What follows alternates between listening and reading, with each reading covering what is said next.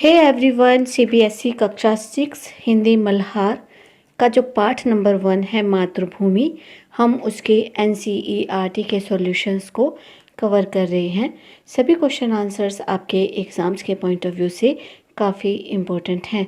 अगर आप इस चैप्टर से रिलेटेड बाकी वीडियोस भी देखना चाहते हैं तो लिंक आपको डिस्क्रिप्शन बॉक्स में मिल जाएगा, आप वहां जाकर उन्हें देख सकते हैं। तो स्टार्ट करते हैं हम अपने इन क्वेश्चन आंसर को। तो जो क्वेश्चन हम यहाँ पर कवर करेंगे वो है कि पंक्तियों पर चर्चा। तो कविता में से चुनकर कुछ पंक्तियाँ आपको नीचे दी गई हैं, इन्हें ध्यान से पढ़िए और इन पर विचार कीजिए। आपको इनका क्या अर्थ समझ में आया, अपने विचार कक्षा में अपने समूह में साझा कीजिए और अपने लेखन पुस्तिका में लिखिए। तो जो पंक्तियाँ हमें दी गई वो है कि वह युद्ध भूमि मेरी, वह बुद्ध भूमि मेरी, वह मातृभूमि मेरी, वह जन्मभूमि मेरी। तो यहाँ जो पंक्तियाँ लिखी हैं स्टूडेंट्स, तो इनके बारे में आप क्या समझते हैं, आपको ये लिखना है अपनी नोटबुक में और अपने विचारों को अपने क्लासमेट और टीचर के साथ भी साझा करना है। तो उत्तर होगा कि इन पंक्तियों में कवि ने भारत की दो महान विशेषताएं जो कि युद्ध और बुद्ध, इनका उल्लेख किया है। तो कवि यहाँ पर क्या कहते हैं, कवि यहाँ पर कहते हैं कि भारत को युद्ध भूमि वो कहते हैं क्योंकि यह वीरता, संघर्ष और धर्म की रक्षा के लिए किए गए युद्धों की हमेशा भूमि रही है। महाभारत और रामायण जैसे ऐतिहासिक युद्ध, स्वतंत्रता संग्राम और विभिन्न वीरों के बलिदान इस भूमि की गौरवशाली परंपरा को दर्शाते हैं। तो यहाँ पर क्या है कि यहाँ पर हमेशा ही ये वीरों की भूमि इसको कहा गया और यहाँ पर बड़े ही ऐतिहासिक युद्ध भी जो है हुए। भारत की भूमि सदा संघर्ष की भूमि रही है और ये हमें हर तरह के अभाव, अज्ञान और दुख से लड़ना सिखाती है। भारत पर कितने ही शासकों ने शासन किया, लेकिन भारतीयों ने अपनी सभ्यता और संस्कृति पर कभी भी आंच नहीं आने दी। तो यह बुद्ध भूमि मेरी और यह युद्ध भूमि मेरी से यहाँ पर जो है वो यही कहना चाहते हैं लेखक कि जो हमारी भूमि है वो युद्ध भूमि है। अनेकों युद्ध यहाँ लड़े गए और इसने हमें संघर्षों से लड़ना सिखाया। इसके साथ ही वो भारत को बुद्ध भूमि भी कहते हैं क्योंकि यह अहिंसा, शांति और आध्यात्मिक ज्ञान का केंद्र रहा। यहाँ गौतम बुद्ध ने जन्म लिया और करुणा, सत्य और अहिंसा का संदेश दिया। महात्मा बुद्ध ने भारतीयों को प्रेम, दया और अहिंसा का संदेश दिया था ताकि भारत में अखंडता जो है वो बनी रहे। तो इसी वजह से कवि कहते हैं कि यह युद्ध भूमि मेरी, यह बुद्ध भूमि मेरी। तो आत्म सम्मान व आंतरिक लगाव के कारण कवि इसे अब मातृभूमि की संज्ञा भी देते हैं। अंत में कवि इस पावन धरती को जन्मभूमि कहते हैं क्योंकि वो इस धरती पर जन्मे हैं और उसे भारत की गौरवमयी धरती पर जन्म लेने पर अत्यधिक गर्व भी महसूस होता है। कवि के अनुसार यही उनकी मातृभूमि और जन्मभूमि है जिससे उनका गहरा लगाव है और जिससे उनका सम्मान भी जुड़ा हुआ है। तो इसी वजह से युद्ध भूमि, बुद्ध भूमि और मातृभूमि का मतलब यही है। तो जो नेक्स्ट प्रश्न है, कविता को एक बार फिर से पढ़िए और निम्नलिखित के बारे में पता लगाकर अपनी लेखन पुस्तिका में विचार लिखिए। नंबर 1, कोयल कहाँ रहती है? तो उत्तर होगा कि कोयल घनी अमराइयाँ यानी कि आम के बागों में रहती है। तो दूसरा प्रश्न है, तन मन कौन संवारती है?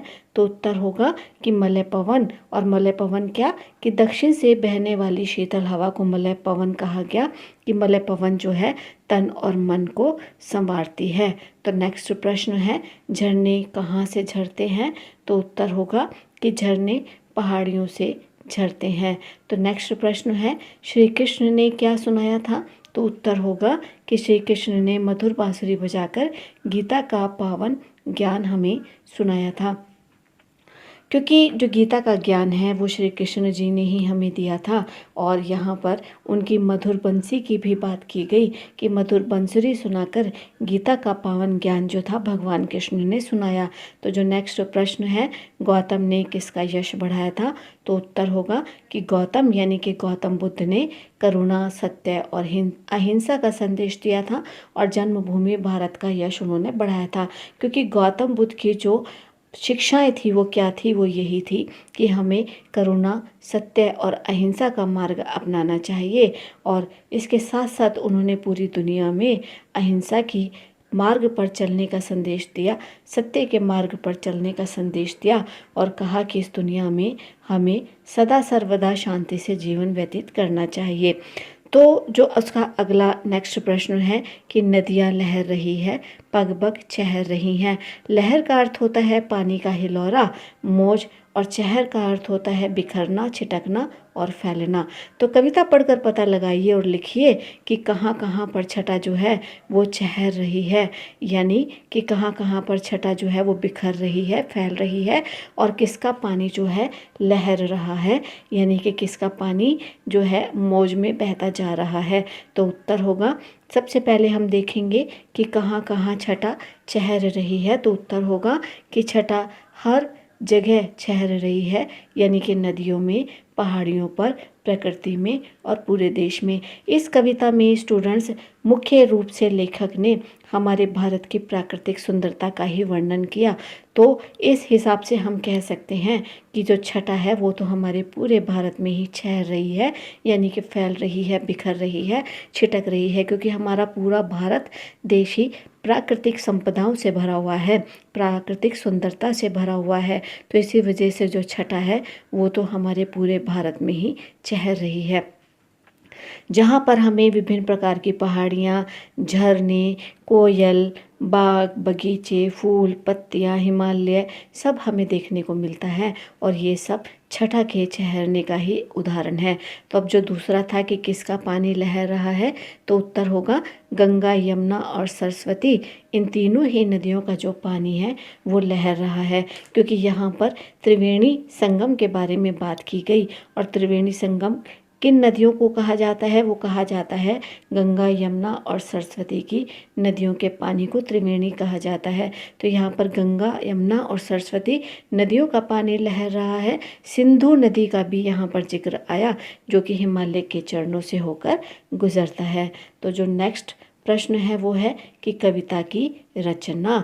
तो गंगा, यमुना, त्रिवेणी नदियाँ लहर रही हैं, ये पंक्तियाँ हमें अपनी कविता में देखने को मिलती हैं।